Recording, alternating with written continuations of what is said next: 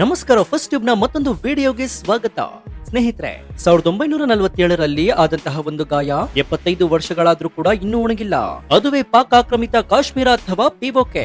ನಾವು ಶಾಲೆಯಲ್ಲಿ ನೋಡುವ ಭಾರತದ ನಕ್ಷೆಯಲ್ಲಿ ತಲೆ ಭಾಗ ಇರುತ್ತೆ, ಆದ್ರೆ ವಾಸ್ತವದಲ್ಲಿ ಆ ತಲೆಯ ಅರ್ಧ ಭಾಗ ನಮ್ಮ ಕೈಯಲ್ಲಿ ಇಲ್ಲ ಅನ್ನೋದು ಪ್ರತಿಯೊಬ್ಬ ಭಾರತೀಯನಿಗೂ ಒಂದು ನೋವಿನ ಸಂಗತಿ. ಆದ್ರೆ ಈಗ ಕಾಲ ಬದಲಾಗಿದೆ. 2026ರ ಫೆಬ್ರವರಿ ತಿಂಗಳಲ್ಲಿ ನಾವು ನಿಂತು ಈ ಮಾತನ್ನ ಹೇಳ್ತಾ ಇದ್ದೀವಿ, ಪಿಒಕೆ ವಾಪಸ್ ಪಡೆಯುವ ಸಮಯ ಹತ್ರ ಬಂದಿದೆ ಅಂತ. ನಿನ್ನೆ ಮೊನ್ನೆ ಅಷ್ಟೇ ನೀವು ನೋಡಿರಬಹುದು, ಪಾಕಿಸ್ತಾನ ಹೇಗೆ ಬಿಕಾರಿಯಾಗಿದೆ ಅಂತ. ಅಲ್ಲಿನ ಜನರಿಗೆ ತಿನ್ನೋದಕ್ಕೆ ಹಿಟ್ಟಿಲ್ಲ, ಆರ್ಮಿಗೆ ಸಂಬಳ ಕೊಡೋದಕ್ಕೆ ದುಡ್ಡಿಲ್ಲ. ಇಂತಹ ಸಮಯದಲ್ಲಿ ಭಾರತದ ಗೃಹ ಸಚಿವ ಅಮಿತ್ ಶಾ ಅವರ ಆ ಒಂದು ರಹಸ್ಯ ಪ್ಲಾನ್ ಈಗ ದೆಹಲಿಯ ಪವರ್ ಕಾರಿಡಾರ್ ನಲ್ಲಿ ಸದ್ದು ಮಾಡ್ತಾ ಇದೆ. ಅದುವೇ ಮಿಷನ್ ಪಿಒಕೆ 2026. ಏನಿದು ಮಿಷನ್? ಮುಂದಿನ 6 ತಿಂಗಳಲ್ಲಿ ಭಾರತ ಭೂಪಟ ಬದಲಾಗುತ್ತಾ? ಪಾಕಿಸ್ತಾನದ ಸೇನೆ ಯುದ್ಧಕ್ಕೆ ಬಂದ್ರೆ ಏನಾಗುತ್ತೆ? ಅಮೆರಿಕ ಮತ್ತು ಚೀನಾ ಸುಮ್ನೆ ಇರುತ್ತಾ? ಹಾಗಾದ್ರೆ ಪಿಒಕೆ ಅತ್ತ ಭಾರತ ಸೇನೆ ನುಗ್ತಾ ಇದೆಯಾ? ಇನ್ನು 6 ತಿಂಗಳಲ್ಲಿ ಪಿಒಕೆ ಭಾರತದ ಪಾಲಾಗುತ್ತಾ? ಈ ಎಲ್ಲ ಮಾಹಿತಿಯನ್ನು ಇವತ್ತಿನ ಈ ವಿಡಿಯೋದಲ್ಲಿ ನೋಡೋಣ. ಆದ್ರೆ ಅದಕ್ಕೂ ಮುನ್ನ, ಭಾರತ ಪಾಕಿಸ್ತಾನವನ್ನ ಬಗ್ಗು ಬಡೆದು ಪಿಒಕೆಯನ್ನ ಸಂಪೂರ್ಣವಾಗಿ ವಶಕ್ಕೆ ಪಡೆಯಬೇಕಾ? ನಿಮ್ಗೇನನ್ಸುತ್ತೆ ಅಂತ ಕಮೆಂಟ್ ಮಾಡಿ, ಹಾಗೂ ವಿಡಿಯೋಗೆ ಲೈಕ್ ಕೊಡಿ. ಜೊತೆಗೆ ಜೈ ಭಾರತ್ ಅಂತ ಕಮೆಂಟ್ ಮಾಡಿ. ಸ್ನೇಹಿತರೆ, ಯುದ್ಧ ಮಾಡೋದಕ್ಕೆ ಶತ್ರು ಬಲಶಾಲಿಯಾಗಿರ್ಬೇಕು. ಆದ್ರೆ ಶತ್ರುವೇ ಐಸಿಯುನಲ್ಲಿದ್ರೆ ಏನಾಗುತ್ತೆ? ಹೌದು, ಇವತ್ತು ಪಾಕಿಸ್ತಾನದ ಪರಿಸ್ಥಿತಿ ಹೇಗಿದೆ ಅಂತಂದ್ರೆ, ಪಿಒಕೆ ಜನರೇ ನಮಗೆ ಪಾಕಿಸ್ತಾನ ಬೇಡ, ಭಾರತ ಬೇಕು ಅಂತ ರೋಡ್ಗೆ ಇಳಿದಿದ್ದಾರೆ. ಮುಜಾಫರಾಬಾದ್, ಗಿಲ್ಗಿಟ್ ಮತ್ತು ಬಾಲ್ಟಿಸ್ತಾನ್ ನಲ್ಲಿ ದಿನನಿತ್ಯ ಪ್ರತಿಭಟನೆಗಳು ನಡೀತಾ ಇವೆ. ಅಲ್ಲಿನ ಜನ ಏನ್ ಹೇಳ್ತಾ ಇದ್ದಾರೆ ಅಂದ್ರೆ, ಗಡಿ ಆ ಕಡೆ ಶ್ರೀನಗರದಲ್ಲಿ ಮೆಟ್ರೋ ಓಡಾಡ್ತಾ ಇದೆ, ಸ್ಮಾರ್ಟ್ ಸಿಟಿ ಆಗ್ತಾ ಇದೆ, ಆದ್ರೆ ನಮ್ಮ ಕಡೆ ಕರೆಂಟ್ ಇಲ್ಲ, ನೀರಿಲ್ಲ ಅಂತ. ಅಲ್ಲಿನ ಜನ ಭಾರತದ ತ್ರಿವರ್ಣ ಧ್ವಜವನ್ನ ಹಿಡಿದು ಪ್ರತಿಭಟನೆ ಮಾಡ್ತಾ ಇರುವ ದೃಶ್ಯಗಳನ್ನ ನೀವು ಸೋಷಿಯಲ್ ಮೀಡಿಯಾದಲ್ಲಿ ನೋಡಿರಬಹುದು. ಪಾಕಿಸ್ತಾನದ ಆರ್ಮಿಗೆ ಈಗ 2 ಆಯ್ಕೆ ಇದೆ. ಒಂದು, ತಮ್ಮ ದೇಶದ ಜನರ ಹೊಟ್ಟೆಯನ್ನ ತುಂಬಿಸೋದು. 2, ಕಾಶ್ಮೀರವನ್ನ ಉಳಿಸಿಕೊಳ್ಳೋದು. ಅವರ ಹತ್ರ 2ಕ್ಕೂ ಕೂಡ ದುಡ್ಡಿಲ್ಲ. ಇಂತಹ ಸಮಯದಲ್ಲಿ ಭಾರತ ಗುಪ್ತಚರ ಸಂಸ್ಥೆ ರಾ ಮತ್ತು ಭಾರತ ಸೇನೆ ಒಂದು ಸುವರ್ಣಾವಕಾಶವನ್ನು ನೋಡ್ತಾ ಇದೆ. ಶತ್ರು ವೀಕ್ ಆಗಿದ್ದಾಗ ಹೊಡೆಯೋ ಏಟು ಹೇಗಿರ್ಬೇಕು ಗೊತ್ತಾ?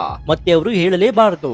ನಿಮ್ಗೆ ನೆನಪಿರಬಹುದು, ಸಂಸತ್ನಲ್ಲಿ ಅಮಿತ್ ಶಾ ಅವರು ಗುಡುಗಿದ್ರು, ಪಿಒಕೆ ಭಾರತದ ಅವಿಭಾಜ್ಯ ಅಂಗ, ಅದಕ್ಕಾಗಿ ನಾವು ಪ್ರಾಣ ಕೊಡಲು ಕೂಡ ಸಿದ್ಧ ಅಂತ. ಆ ಮಾತು ಸುಮ್ಮನೆ ಹೇಳಿದ್ದಲ್ಲ. ದೆಹಲಿ ರಕ್ಷಣಾ ಇಲಾಖೆ ಮೂಲಗಳ ಪ್ರಕಾರ 3 ಹಂತದ ಪ್ಲಾನ್ ರೆಡಿಯಾಗಿದೆ. ಹಾಗಾದ್ರೆ ಪಿಒಕೆಯನ್ನು ಪಡೆದುಕೊಳ್ಳಲು ಭಾರತ ಸರ್ಕಾರ ಮಾಡಿರುವಂತಹ ರಣತಂತ್ರವಾದ್ರೂ ಏನು? ಪ್ರಧಾನಿ ನರೇಂದ್ರ ಮೋದಿ ಹಾಗೂ ಅಮಿತ್ ಶಾ ಜೋಡಿ ಪಾಕಿಸ್ತಾನಕ್ಕೆ ಎಂತಹ ಮಾಸ್ಟರ್ ಸ್ಟ್ರೋಕ್ ಅನ್ನು ಕೊಡ್ತಾ ಇದ್ದಾರೆ ಗೊತ್ತಾ? ಹಂತ 1, ರಾಜತಾಂತ್ರಿಕ ಒತ್ತಡ.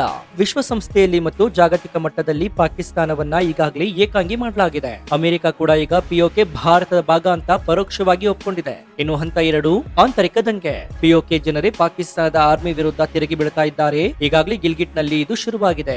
ಯಾವಾಗ ಅಲ್ಲಿನ ಜನ ಭಾರತ ಸೇನೆಯನ್ನ ಸ್ವಾಗತ ಮಾಡಿ ರೆಡಿ ಆಗ್ತಾರೋ, ಆಗ ಅರ್ಧ ಕೆಲಸ ಮುಗಿದ ಹಾಗೆ. ಇನ್ನು ಹಂತ 3, ಸರ್ಜಿಕಲ್ ಸ್ಟ್ರೈಕ್ ಅಲ್ಲ, ಏರ್ ಸ್ಟ್ರೈಕ್ ಅಲ್ಲ, ಇದು ನೇರ ಎಂಟ್ರಿ. ಇದು ಬಾಲಕೋಟ್ ತರಹ ಬಾಂಬ್ ಹಾಕಿ ಬರೋದಲ್ಲ.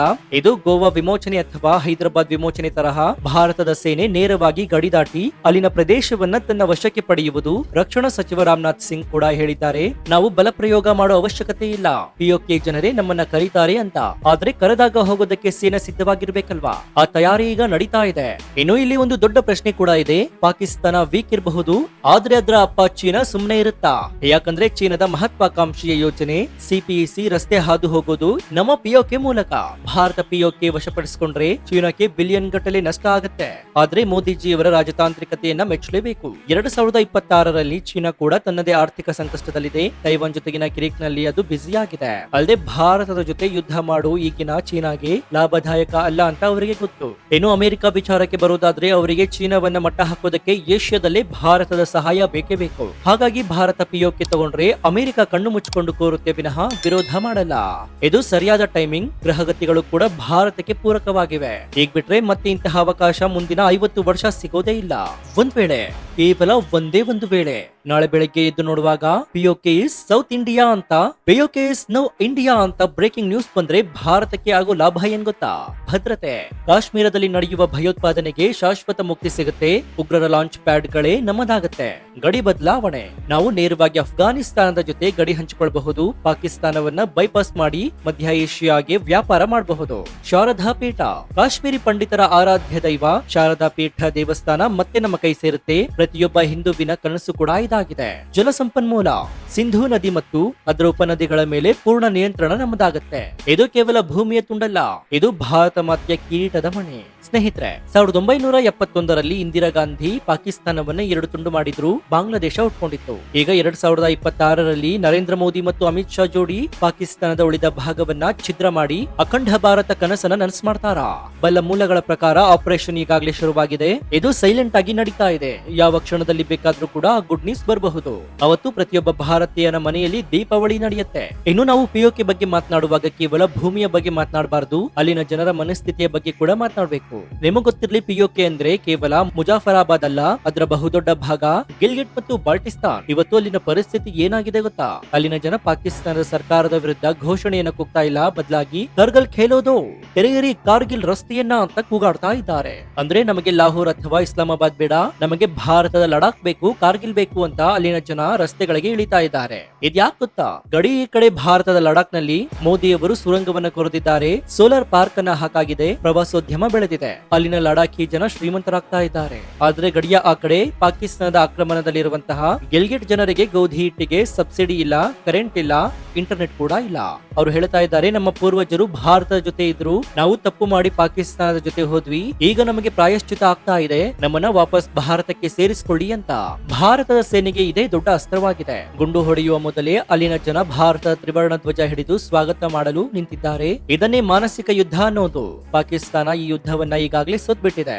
ಇಲ್ಲಿ ಇನ್ನೊಂದು ರಹಸ್ಯವಿದೆ. ಭಾರತ ಪಿಒಕೆ ವಶಪಡಿಸಿಕೊಂಡ್ರೆ ಪಾಕಿಸ್ತಾನಕ್ಕಿಂತ ಜಾಸ್ತಿ ಎದೆ ಹೊಡೆತ ಹೆಚ್ಚಾಗೋದು ಚೀನಾಕ್ಕೆ. ಈ ಮೊದಲೇ ಹೇಳಿದಂತೆ ಚೀನಾದ ಮಹತ್ವಾಕಾಂಕ್ಷೆಯ ಸಿಪಿಇಸಿ ರಸ್ತೆ ಹಾದು ಹೋಗೋದು ನಮ್ಮ ಗಿಲ್ಗಿಟ್ ಬಾಲ್ಟಿಸ್ತಾನ್ ಮೂಲಕ.